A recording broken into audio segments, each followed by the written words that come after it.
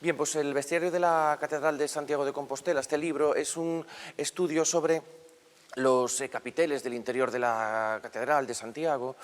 Concretamente se centra en aquellos que tienen representaciones del bestiario medieval, o sea, representaciones de animales, ¿no?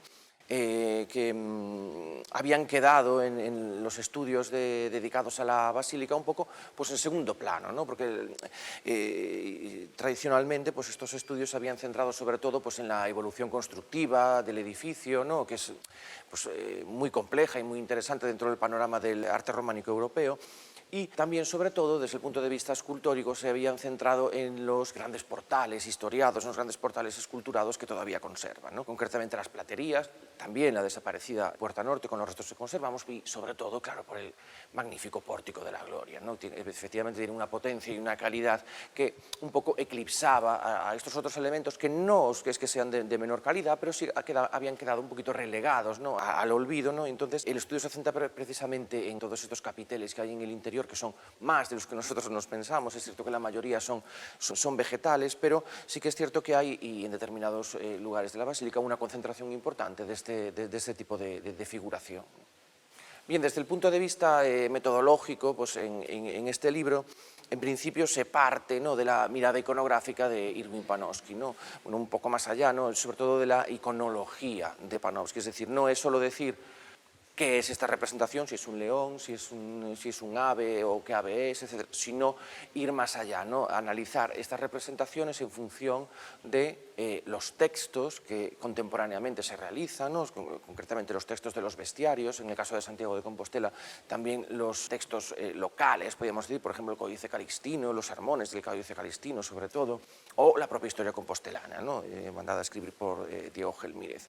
Y además también en relación con los comitentes, es decir, los que encargan estas obras, y también en relación con los receptores de estas obras, es decir, quiénes iban a ver estas imágenes, ¿no?, dentro de la Iglesia. Entonces, en principio se parte de este método iconográfico e iconológico, ¿no?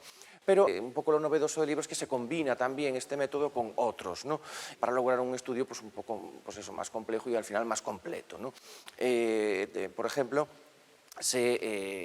en ciertos momentos pues, se aprovecha, se utiliza el método del postestructuralismo francés, ¿no?, que en los últimos años ha dado muy buenos resultados en algunas iglesias románicas de Francia, en las que se han estudiado las imágenes del interior, concretamente pues eso, de los capiteles, de relieves, en función de la circulación dentro de las iglesias, en función de los usos de cada uno de esos espacios y de los agentes, ¿no?, que utilizaban cada uno de esos espacios, ¿no? Y se ha llegado efectivamente a la conclusión de que las imágenes no estaban colocadas en la iglesia aleatoriamente, sino que estas, aunque sean aparentemente marginales, que están en capiteles ahí en lo alto a 4 metros, estaban estratégicamente colocados delante de determinados puntos para ser vistos, ¿no? Por otro lado, también se ha aplicado también la psicología de la percepción, es decir, cómo eran percibidos efectivamente, qué impresión causaban estas imágenes en los espectadores medievales, ¿no?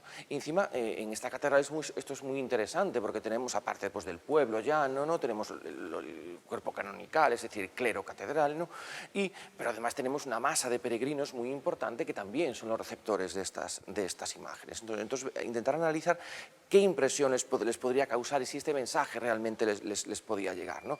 Y para eso hay que estudiar pues, elementos como, bueno, me he dado cuenta concretamente que estas imágenes efectivamente estaban hechas para ser vistas. Los animales se inclinan hacia abajo y con sus miradas, ¿no?, con sus ojos, buscan los ojos nuestros, ¿no?, los ojos del espectador. Es muy importante. Incluso se manipulan las proporciones o se manipulan la forma de colocarse precisamente para ser vistos.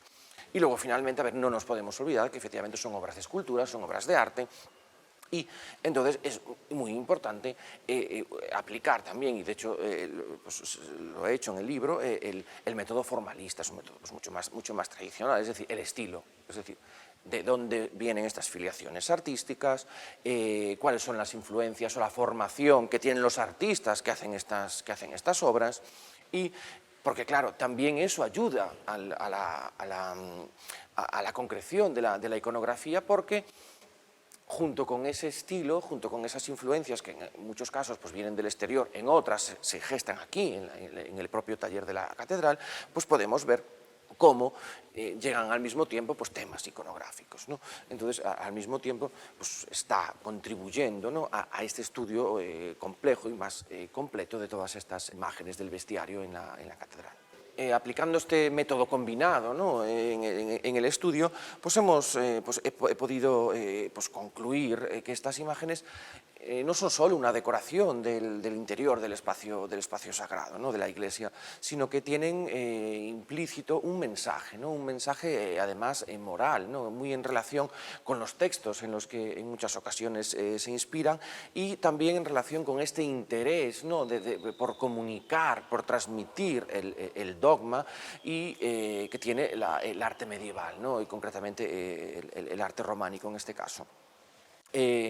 Además, lo que buscaban era dar como unas pautas de comportamiento que ya habían sido plasmadas en los bestiarios, que son estos libros en los que los animales eran explicados no como elementos de la naturaleza, sino como elementos para darnos un ejemplo de comportamiento, es decir, de lo que debíamos o no debíamos hacer en función, evidentemente, de un dogma cristiano, ¿no? Entonces, de esta manera, tanto para un auditorio y literatos, ¿no? que es la inmensa mayoría del pueblo en el caso de la Edad Media, como para los literati, ¿no? Para la audiencia culta, que en este caso también la tenemos, que sería el clero catedral, que conocería perfectamente ese tipo de textos morales y para los que, por ejemplo, por tanto, estas imágenes funcionarían un poco como el referente, ¿no? Esto es lo que he leído es decir, son pautas también de comportamiento, también para el clero. Tenemos que pensar que estamos en un momento en que de la reforma gregoriana, ¿no? Es la reforma de la Iglesia, que se produce desde finales del siglo XI, y que una de las cosas uno de los ejes más importantes que tiene es la formación del clero, así como la evangelización de las masas populares. Pues estas imágenes no dejaban de ser recursos de comunicación, recursos comunicativos del dogma. Además, al analizar, ¿no? estas imágenes en relación con el espacio de la catedral, un espacio que tiene una evidente función cultural, ¿no? Es un espacio sagrado, que es un espacio para la liturgia, es un espacio también para la circulación, ¿no? Y también en relación con los accesos de la propia catedral. Es un edificio que además tiene una especial vocación de comunicación y de relación con el entorno urbano, con el Camino de Santiago, es decir, está llena de puertas, ¿no? Analizando estas imágenes en relación con esto, lo que me he podido dar cuenta, por ejemplo, es que los capiteles no están colocados dentro del interior de una forma aleatoria, sino que todo lo contrario. Están situados de una manera consciente y concentrados en unos determinados puntos, es decir, hay una especie de concentración de fuerzas visuales en unos puntos. Por ejemplo, en el espacio inmediato a las portadas, es decir, cuando un espectador medieval entraba a través de una de estas portadas, aparte de todo el mensaje que se encontraba esculpido en el exterior, ese mensaje continuaba al interior. Los primeros tramos, si nos fijamos, los primeros tramos inmediatos a estas puertas, esos pilares están llenos de capiteles figurados y además la inmensa mayoría tienen el tema del bestiario, ¿no? Con lo cual, con esto también se puede concluir que no solo era un tema fundamental, ¿no? en los discursos visuales del arte románico y particularmente de los talleres de la catedral, sino que efectivamente tenían una función, estaban pensados para ser vistos, para ser percibidos, ¿no? De una determinada manera. De hecho, yo conscientemente, pues algunas de las fotografías que ilustran ese libro, ¿no? De las más de 300 fotografías que ilustran el libro, fueron hechas con un fotógrafo. Tuvimos que venir por la noche para intentar recrear incluso las condiciones de luz que podrían haber tenido, es decir, eran imágenes que estaban pensadas para ser iluminadas desde abajo, que crean una serie de sombras. Es decir, los escultores las concebían para causar un determinado efecto en los espectadores.